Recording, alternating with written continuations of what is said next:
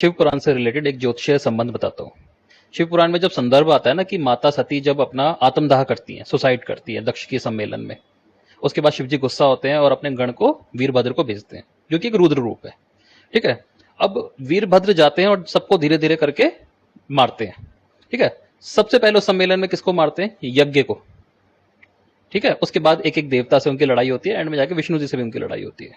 उसके बाद विष्णु जी से भी एक कथा में पूछा जाता है कि आप यहां क्यों गए थे? तो वो भी कहते हैं कि मेरे को एक श्राप मिला था, उस वजह से गया था।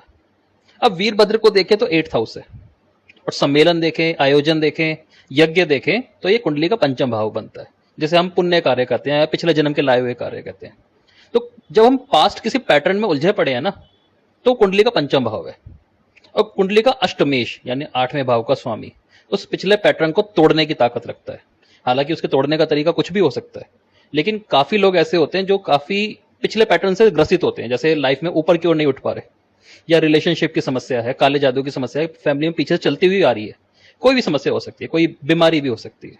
तो कुंडली में जहां भी अष्टम भाव का स्वामी बैठा है ना, उस भाव की प्रॉपर्टी आपके पास्ट के पैटर्न को तोड़ देगी।